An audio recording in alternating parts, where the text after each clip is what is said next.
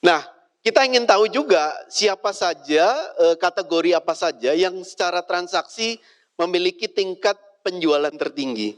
Nah, memang di kategori ini kita salah satu kategori yang secara secara kategori besarnya itu adalah di bidang kecantikan, dan di bidang kecantikan ternyata mendominasi transaksi Bapak Ibu. Nah, ini contoh pemenang dari 300 lebih kategori yang tadi saya sampaikan, itu peringkat pertama adalah produk moisturizer.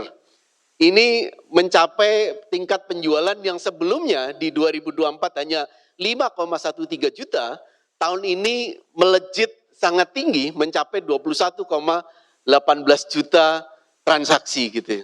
Nah, peningkatannya sangat signifikan, 3 kali lipat gitu ya, dibanding transaksi secara akumulasi di tahun 2024. Ini peningkatannya mencapai 16,05 juta transaksi di tahun 2025 ini. Jadi ini peningkatan yang sangat signifikan. Kedua adalah sheet mask gitu ya, ketiga face serum.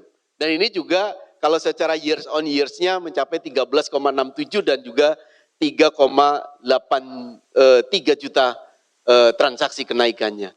Nah, memang dari kategori di bidang kecantikan Bapak Ibu sekalian, memang kategori ini sangat kompetitif gitu ya. Konsumen sangat sering berbelanja melalui sarana digital atau sarana e-commerce, sehingga transaksi di setiap kategorinya pun sangat tinggi gitu ya.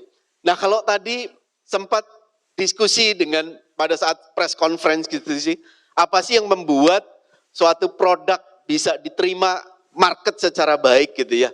Nah, tentunya produk bisa diterima market secara baik atau brand bisa diterima market secara baik, selain kualitas produk yang mereka hasilkan gitu ya, mereka juga punya competitive advantage gitu ya dibanding kompetitor.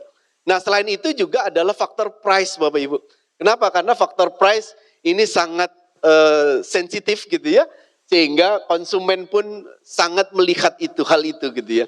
Nah, ini adalah top 10 kategori produk dengan transaksi tertinggi, mulai dari moisturizer, set mask, face serum gitu ya, facial wash, bedak wajah, body lotion, parfum, toner, sabun mandi cair, dan body serum. Nah, mungkin buat Bapak Ibu sekalian sebagai pemilik brand atau sebagai prinsipal, ketika akan masuk ke suatu kategori baru, kita juga bisa melihat performance brand-brand sebelumnya. Artinya di kategori ini pasarnya sangat tinggi gitu ya, dan ini juga dengan terlihat dari sisi transaksinya. Nah, kalau kita lihat berdasarkan ulasan Bapak Ibu, ini hampir sama gitu ya dengan secara transaksi gitu ya. Pertama masih moisturizer gitu ya, kedua sheet mask, face serum hingga body serum. Nah, semakin banyak ulasan positif secara digital, konsumen semakin percaya dengan brand Bapak Ibu sekalian. Tapi begitu feedbacknya negatif, itu juga menjadi critical point.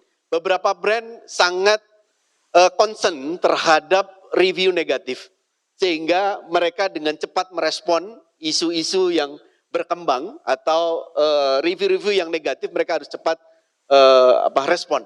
Kenapa? Karena ini sebagai vitamin kita untuk memperbaiki apakah dari sisi produknya, apakah dari sisi pelayanannya, apakah dari sisi delivery-nya, atau dari sisi packaging-nya, atau dari sisi yang lain yang memang menjadi konsentrasi konsumen dalam membeli produk atau layanannya gitu ya.